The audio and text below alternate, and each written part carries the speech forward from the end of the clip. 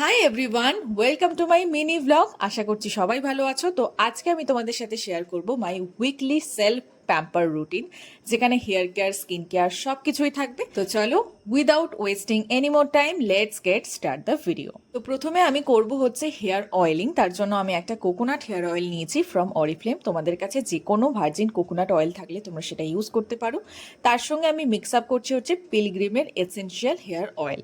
এটা কিন্তু আমাদের হেয়ারকে রিগ্রোথ করতে ভীষণভাবে হেল্প করে, স্ক্যাল্পের জন্য ভীষণ হেলদি, তাই আমি এখানে ইউজ করছি।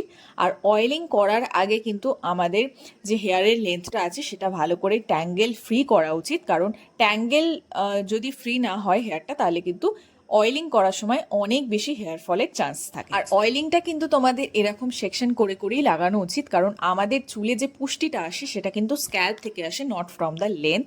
তাই স্ক্যাল্পে যাতে অয়েলটা ভালো করে পেনিট্রেট হতে পারে, যাতে ভালো করে মিশে যেতে পারে, সেই দিকটা আমাদের খেয়াল রাখা উচিত।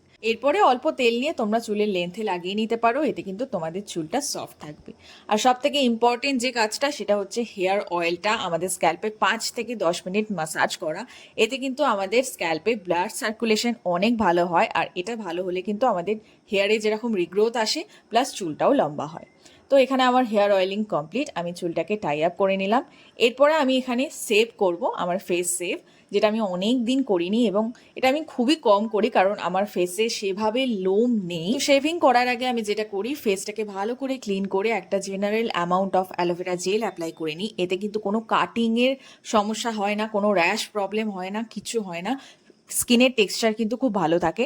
আর এখানে দেখো আমি পিলগ্রিমের একটা post wax and aloe vera gel use করছি, যেটা কিন্তু মেনলি ওয়্যাক্স বা এই শেভিংয়ের টাইমেই ইউজ করি আমি। আর তার সঙ্গে কিন্তু অবশ্যই একটা ভালো কোম্পানির ফেস রেজার ইউজ করা উচিত। অন্য যে কোনো রেজার একদমই ইউজ করবে না, এতে কিন্তু তোমাদের স্কিন টেক্সচার খারাপ হয়ে যেতে পারে। এখানে দেখো আমি সিরোনার ফেস রেজার ইউজ করছি। এই চারটে আমি সিরোনাতে অফারে মাত্র 99-এ পেয়েছিলাম, এবং এগুলো আমি প্রায় 4 বছর 5 বছর ধরে ইউজ করছি। ভীষণই ভালো, কোনো ধরনের কিন্তু সমস্যা হয় না আমার। তো দেখতে পাচ্ছ আমার এখানে প্রায় ফেস শেভিং কমপ্লিট হয়ে গেছে। আর অবশ্যই আরেকটা কথা বলে দিই, শেভিং করার সময় কিন্তু এরকম আপওয়ার্ড থেকে ডাউনওয়ার্ডই তোমাদের শেভিং করতে হবে, কখনোই ডাউনওয়ার্ড থেকে আপওয়ার্ডে যাবে না। তাহলে কিন্তু ফেসের যে লোমগুলো আছে সেগুলো যখন আবার রিগ্রোথ হবে, তারা বুঝতে পারবে না যে তারা কোন দিকে গ্রো করবে। তো সেটার জন্য কিন্তু ইনগ্রোন হেয়ারের প্রবলেম হতে পারে। তো তার জন্য অবশ্যই আপওয়ার্ড থেকে ডাউনওয়ার্ডই তোমরা যখন ফেস সেভ করবে তখন রেজাল্টটা চালাবে। আফটার শেভিং আমি ভালো করে একটা ওয়েট ওয়াইপস দিয়ে ফেসটাকে ক্লিন করে ফেলি। তারপর ওই same post wax and aloe vera জেলটা আমি গোটা মুখে লাগিয়ে ফেলি। এটা একটা কুলিং এফেক্ট আসে, তোমরা চাইলে অন্য যে কোনো ময়শ্চারাইজার লাগাতে পারো। এরপর পালা হচ্ছে আমার স্কিন কেয়ারের, মানে আমার বডি কেয়ারের।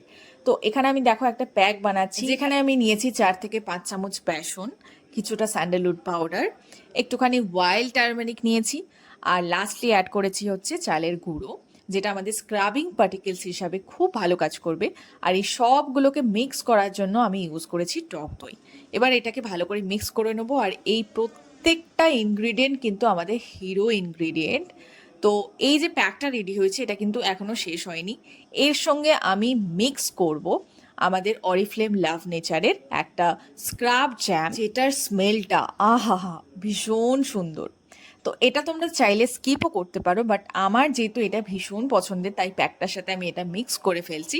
তাতে কিন্তু প্যাকটাতে একটা সুন্দর স্মেল চলে আসবে, আর আরও বেশি এফেক্টিভ হয়ে উঠবে। আর এই প্যাকটা ইউজ করার পর কিন্তু আমাদের স্কিনটা ভেতর থেকে ক্লিন হবে, ডেড স্কিন সেলসগুলো কিন্তু একদমই রিমুভ হয়ে যাবে, এক্সফোলিয়েট হবে, ট্যানটা চলে যাবে, স্কিন কিন্তু আগের থেকে বেশি গ্লোয়িং হবে, ব্রাইটেন হবে। দেখতেই পাচ্ছ আমি কিন্তু এই প্যাকটা গোটা বডিতেই অ্যাপ্লাই করি, আমার হাত, গলা, ঘাড়, পিঠ সব জায়গাতেই অ্যাপ্লাই করি, এবং উইকলি এটা কিন্তু একবার করার আমি চেষ্টা করি। আর মোটামুটি 15-20 মিনিট রাখলেই এটা শুকিয়ে যায়, আর ধুয়ে ফেলার পর কিন্তু আমার এরকম একটা রেজাল্ট। তো দেখতেই পাচ্ছ যে আমার স্কিনটা কিন্তু আগের থেকে অনেক বেশি হেলদি, গ্লোয়িং আর ব্রাইট লাগছে দেখতে, আর ট্যানটা কিন্তু একদমই রিমুভ হয়ে গেছে।